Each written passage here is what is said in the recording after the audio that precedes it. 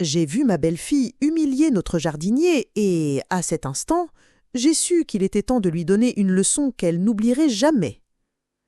J'ai 61 ans et je pensais qu'à mon âge, j'avais tout vu. Mais ce matin d'avril, en sirotant mon café au lait sur la terrasse de ma maison dans la banlieue parisienne, j'ai assisté à quelque chose qui m'a fait bouillir le sang comme cela ne m'était pas arrivé depuis des décennies. Avant de continuer cette histoire bouleversante, abonnez-vous à la chaîne et dites-moi en commentaire d'où vous regardez. Je suis sûre que mon histoire touchera votre cœur. Je m'appelle Françoise et voici l'histoire de comment ma belle-fille Camille a appris que l'humilité ne s'enseigne pas avec de belles paroles, mais avec des leçons qui marquent l'âme. Tout a commencé ce matin-là quand j'ai entendu des cris depuis le jardin. Au début, j'ai cru que c'était la télévision des voisins, mais quand j'ai reconnu la voix perçante de Camille, mon cœur s'est mis à battre la chamade. Je me suis approchée de la baie vitrée et ce que j'ai vu m'a brisé le cœur. Elle était là, dans sa tenue de sport griffée et ses ongles parfaitement manucurés, en train de crier sur Henri, notre jardinier depuis 15 ans. Henri est un homme humble de 65 ans qui s'occupe de mon jardin depuis plus de 15 années. C'est un travailleur aux mains burinées par le soleil et au sourire bienveillant, qui me salue toujours avec respect. « Bonjour, Madame Françoise, que Dieu vous bénisse !» Un homme qui ne s'est jamais plaint, même quand mon défunt mari le payait en retard, ou quand moi, dans mes jours les plus difficiles, je lui parlais sèchement. Mais ce matin-là, Camille le traitait pire qu'un chien errant. « Vous êtes complètement incompétent !» criait Camille, agitant ses bras comme si elle était la reine du monde. « Regardez comme vous avez laissé les rosiers. Ma belle-mère vous paye pour bien faire les choses, pas pour saccager son jardin. » Je suis restée paralysée, ma tasse de café tremblant entre mes mains. L'arôme du chèvrefeuille que j'aime tant se mélangeait au goût amer de la rage qui me montait à la gorge. Henri se tenait là, tête baissée, serrant sa vieille casquette entre ses mains comme un enfant grondé. « Madame Camille, s'était-il murmuré de cette voix douce que je connaissais si bien, les rosiers se portent bien, ils ont juste besoin d'un peu plus d'eau avec cette canicule. Ne me contredites pas, lui a-t-elle rugi. C'est moi qui commande ici, et si vous n'aimez pas ma façon de vous parler, vous pouvez partir d'où vous venez. » À cet instant, quelque chose s'est brisé en moi. Ce n'était pas seulement sa façon de lui parler, c'était la cruauté dans ses yeux, l'arrogance dans chaque geste, c'était l'avoir piétiné la dignité d'un homme qui avait consacré des années de sa vie à embellir notre foyer. Je me suis alors rappelé toutes les fois où Camille avait fait preuve de cette même arrogance avec moi. Quand elle venait à la maison et critiquait ma cuisine, « Oh, Françoise, encore du pot-au-feu ! Chez mes parents, on mangeait des choses plus raffinées. » Ou quand elle voyait mes vêtements étendus dans le jardin, « Vous n'avez pas argent pour un sèche-linge décent ? Quelle honte si les voisins voient ça !» J'avais toujours justifié son comportement en pensant qu'elle était jeune, qu'elle venait d'un milieu différent, qu'elle avait besoin de temps pour s'adapter. Mon fils Pierre l'adorait, et je ne voulais pas être cette belle-mère amère qui gâche les mariages. Mais voir comment elle traitait Henri, ça a été la goutte d'eau qui a fait déborder le vase. Camille avait grandi dans une famille aisée de Neuilly, habituée à être servie. Quand elle a épousé mon Pierre il y a 3 ans, je pensais que l'amour l'avait adoucie, que la maternité à venir la rendrait plus humaine. Comme je me trompais. En la regardant humilier Henri, je me suis rappelé de ma propre mère, qui avait travaillé comme femme de ménage dans de belles maisons pour m'élever après que mon père nous eût abandonnés. Je me souvenais de ses mains rugueuses, de ses nuits blanches, et comment je ne se plaignais jamais quand les patrons la maltraitaient. La dignité ne se mendie pas, Françoise, me disait-elle toujours. On la porte comme sa plus belle robe. Ce matin-là, en voyant Camille détruire la dignité d'Henri, j'ai décidé que ma mère avait eu raison et qu'il était temps que ma belle-fille apprenne cette leçon. J'ai attendu que Camille parte à son cours de pilates pour m'approcher d'Henri. Je l'ai trouvé en train d'arroser les pétunias avec des mains tremblantes et quand il m'a vue, il a essayé de sourire comme toujours.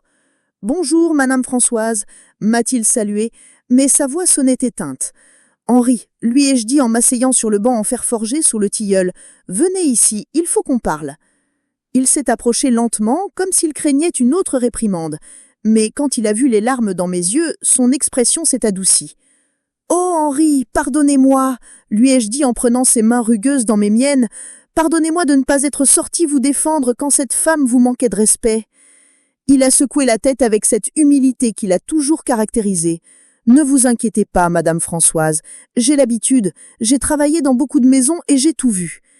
Eh bien, moi, je n'ai pas l'habitude, lui ai-je répondu fermement, et je ne permettrai à personne de traiter ainsi les gens que j'aime dans ma propre maison.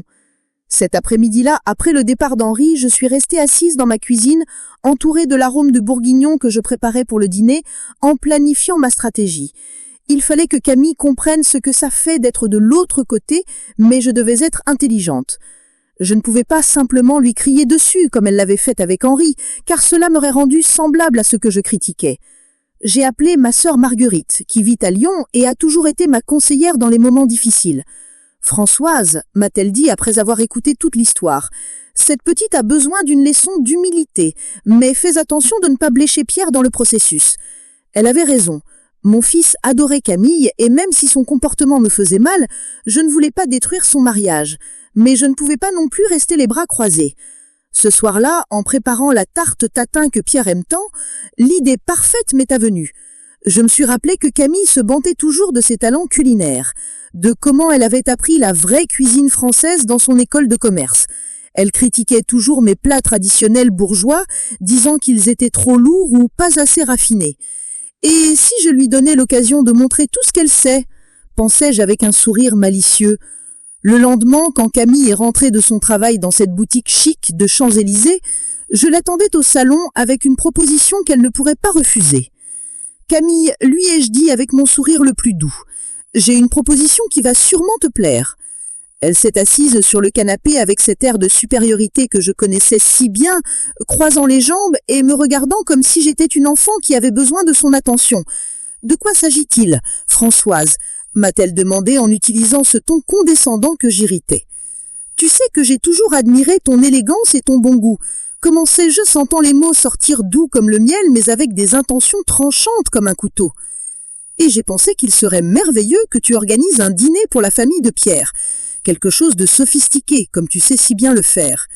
Les yeux de Camille se sont illuminés comme ceux d'une enfant le matin de Noël. C'était exactement la réaction que j'attendais. « Oh, quelle excellente idée !» s'est-elle exclamée. Et pour la première fois depuis longtemps, je l'ai vue vraiment enthousiasmée. Je pourrais faire ce coq au vin que Pierre adore tant, et peut-être quelques amuse-bouches élégants en entrée. « Parfait !» lui ai-je dit, sentant mon plan commencer à prendre forme. « J'inviterai mes sœurs, les oncles, quelques voisins. Ce sera une belle célébration. Bien sûr, je n'interviendrai en rien. Ce sera ta soirée pour briller. » Durant les jours suivants, Camille s'est jetée dans les préparatifs avec une énergie que je ne lui avais jamais vue. Elle achetait des ingrédients coûteux, étudiait des recettes sur marmiton, se vantait auprès de ses amis du dîner qu'elle allait organiser. Je l'observais de loin, ressentant un mélange de culpabilité et de satisfaction qui me nouait l'estomac. « Tu vas cuisiner pour 20 personnes, m'a-t-elle dit tout excitée un après-midi. Ça va être spectaculaire. Tout le monde verra comme je cuisine bien, pas comme... Enfin, tu vois, la cuisine traditionnelle qu'on a l'habitude d'ici. » Cette pique envers ma cuisine m'a confirmé que je prenais la bonne décision. Mais ce que Camille ne savait pas, c'est que j'avais planifié autre chose. Le jour même du dîner, j'ai engagé Henri pour qu'il vienne aider au service et au nettoyage. Quand je l'ai annoncé à Camille, son visage a immédiatement changé. « Cet homme va être là pendant mon dîner ?» a-t-elle demandé avec dégoût. « C'est juste pour aider avec la vaisselle et le rangement » expliquai-je calmement. « Tu seras occupé à t'occuper des invités. Tu as besoin de quelqu'un qui s'occupe de ces détails. » J'ai vu qu'elle pinçait les lèvres, mais elle ne pouvait pas refuser sans mal paraître. Après tout, c'était ma maison et je payais tout. Le matin du dîner, Camille est arrivée tôt, habillée comme si elle allait à un gala, avec un tablier de créateur qui coûtait probablement plus que le salaire mensuel d'Henri. Quand il est arrivé, ponctuel comme toujours, la tension dans la cuisine était palpable. « J'espère que vous ne gênerez pas, » a dit Camille sans même le regarder. « C'est un dîner important et je ne peux pas permettre d'erreur. » Henri a hoché la tête en silence et a commencé à laver les verres à vin que nous avions sortis du vaisselier. Je suis restée au salon, préparant les fleurs et attendant le moment parfait pour exécuter la deuxième partie de mon plan. À 8 heures du soir, les invités ont commencé à arriver. Ma sœur, Marguerite, est venue de Lyon, comme elle l'avait promis. Mes beaux-frères sont aussi arrivés, quelques voisins chers, et même Madame Dubois, la femme la plus élégante du quartier, connue pour son palais raffiné et ses critiques gastronomiques. Camille rayonnait, recevant des compliments sur sa robe, sur la décoration, sur l'arôme qui sortait de la cuisine. Je la regardais briller et pendant un moment, j'ai eu pitié de ce que j'étais sur le point de faire. Mais alors, je l'ai vue se diriger vers la cuisine et sans que personne d'autre ne l'entende, siffler à Henri « Si vous cassez quelque chose ou gâchez mon dîner, je vous jure que vous le regretterez. » Ma compassion s'est évaporée comme l'eau dans le désert. L'heure est venue de servir le coq au vin. Camille est sortie de la cuisine avec son sourire le plus radieux, annonçant qu'elle allait présenter un authentique coq au vin bourguignon préparé avec la recette familiale que j'ai apprise de ma grand-mère. Les invités ont applaudi avec expectative. Henri est apparu portant la grande cocotte avec cette élégance naturelle qu'ont les travailleurs expérimentés. Il l'a posée au centre de la table avec précaution et s'est retiré discrètement vers la cuisine. Camille a commencé à servir avec grande cérémonie. J'observais les visages des invités pendant qu'ils goûtaient la première bouchée et mon cœur s'est rempli d'une satisfaction aigre-douce. Ma sœur Marguerite a été la première à froncer les sourcils. Puis mon beau-frère Antoine a posé sa fourchette sur son assiette, discrètement.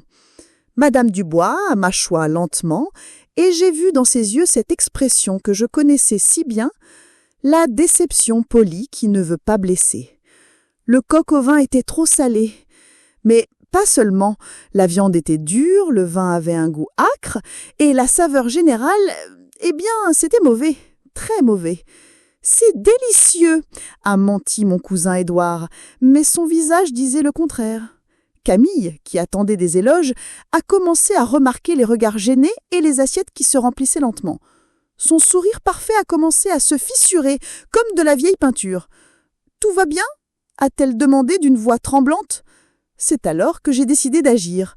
Je me suis levée de ma chaise et, avec la voix la plus douce que j'ai pu rassembler, j'ai dit « Camille, ma chérie, je crois qu'il y a eu un petit problème avec la cuisson. Tu n'aurais pas par hasard confondu les temps de cuisson ?» Son visage est devenu rouge comme une tomate. Tous les invités la regardaient avec ce mélange de pitié et de malaise qui fait plus mal que n'importe quel cri. « J'ai suivi la recette exactement, » balbutie-t-elle. C'est alors qu'Henri est apparu à la porte de la cuisine, discret comme toujours. Mais je l'ai appelé. « Henri, venez ici s'il vous plaît. Vous avez vu comment Madame Camille préparait le coq au vin ?» Le pauvre homme s'est approché nerveusement, regardant alternativement entre Camille et moi. « Dites la vérité, Henri. Personne ne vous gronderait. » D'une voix à peine audible, Henri a murmuré. Madame s'est distraite en répondant au téléphone quand elle versait le sel et je lui ai dit qu'elle en avait mis beaucoup, mais elle m'a crié de me mêler de ce qui me regardait. Le silence qui a suivi était assourdissant. Camille m'a regardé avec des yeux pleins de larmes d'humiliation et pendant un moment, j'ai encore ressenti de la pitié pour elle. Mais alors je me suis rappelé comment elle avait traité Henri ce matin-là dans le jardin et mon cœur s'est durci à nouveau. Après cette soirée, tout a changé dans notre maison. Camille a passé plusieurs jours sans m'adresser la parole, et quand elle le faisait, c'était avec une froideur qui coupait l'air. Mais j'avais accompli ce que je voulais. Je lui avais fait goûter à sa propre médecine. Pierre, mon pauvre fils, s'est retrouvé pris au milieu d'une guerre silencieuse qu'il ne comprenait pas complètement. Un après-midi, il m'a demandé de parler en privé. « Maman », m'a-t-il dit en s'asseyant à côté de moi sur le canapé où son père avait l'habitude de lire le journal, « qu'est-ce qui s'est vraiment passé à ce dîner ? Camille pleure depuis des jours et ne veut pas me dire pourquoi. » J'ai soupiré profondément, inhalant le parfum des fleurs de tilleul qui entraient par la fenêtre ouverte. Il était temps d'être honnête avec mon fils. Je lui ai tout raconté, ce que j'avais vu dans le jardin, comment Camille avait humilié Henri et comment j'avais décidé de lui donner une leçon.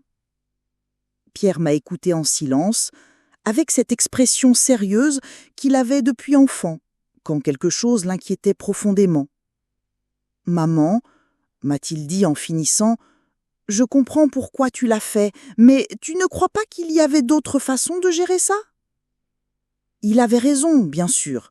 Mais parfois, les leçons les plus importantes ne s'apprennent pas avec des mots doux, mais avec des expériences qui marquent l'âme. Quelques jours plus tard, Camille s'est approchée de moi pendant que j'arrosais les plantes sur la terrasse. Elle avait les yeux gonflis de larmes et les mains tremblantes. « Françoise, » m'a-t-elle dit d'une voix très différente de celle que je lui connaissais, « je dois vous présenter mes excuses. » J'ai posé l'arrosoir sur la table et les regardé dans les yeux. Pour la première fois, j'ai vu une vraie vulnérabilité en eux. Pas seulement pour le dîner, mais pour tout. Pour comment je vous ai traité, pour comment j'ai traité Henri et pour avoir cru que j'étais meilleure que vous tous. Elle s'est assise sur le banc où j'ai tant de fois planifié ma vengeance. Et pour la première fois, elle m'a parlé d'égal à égal, pas comme à une belle-mère gênante. J'ai grandi en pensant que avoir de l'argent me rendait supérieure. Ma famille m'a toujours enseigné que les gens comme Henri étaient là pour nous servir, pas pour être respectés.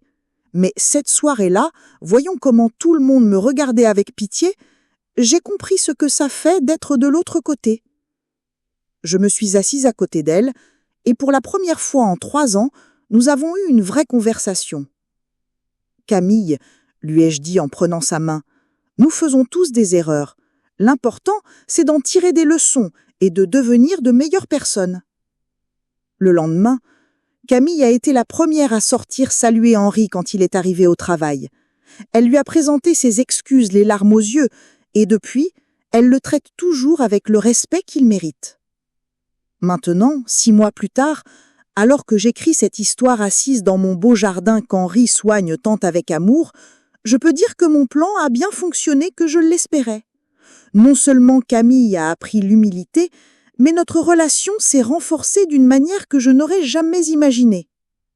Parfois, elle vient me demander des recettes traditionnelles et je lui enseigne patiemment comment faire le pot-au-feu de ma mère ou les quenelles que mon mari aimait tant. Et quand elle fait des erreurs en cuisine, nous ne nous moquons pas d'elle, nous l'aidons à s'améliorer. Parce que c'est ça la différence entre humilier et enseigner. L'humiliation détruit l'âme, mais les leçons avec amour la renforcent. Henri continue de travailler avec nous, et maintenant, Camille lui apporte parfois de la citronnade quand il fait très chaud, ou lui demande des nouvelles de ses petits-enfants. Il sourit avec cette bonté qu'il n'a jamais perdue, et je sens que ma mère serait prise hier de la façon dont j'ai défendu la dignité d'un travailleur honnête. Mon fils Pierre est plus heureux que jamais, parce que finalement sa femme et sa mère ont trouvé le moyen de vivre ensemble en harmonie. Et j'ai appris que parfois, pour enseigner le respect, il faut d'abord montrer les conséquences du manque de respect. La vie m'a enseigné que la vraie sagesse n'est pas d'éviter les conflits, mais de les résoudre de manière à ce que nous en sortions tous grandis. Et si cette histoire vous a touché l'âme, comme j'espère que ça a été le cas, rappelez-vous qu'il n'est jamais trop tard de demander pardon, de changer et de traiter les autres avec la dignité que nous méritons tous. Si cette histoire vous a touché, mettez un like, abonnez-vous et partagez vos réflexions en commentaire. Pour la prochaine histoire, cliquez sur l'encadré à gauche. Merci de m'avoir accompagné dans ce souvenir qui a marqué ma vie à jamais.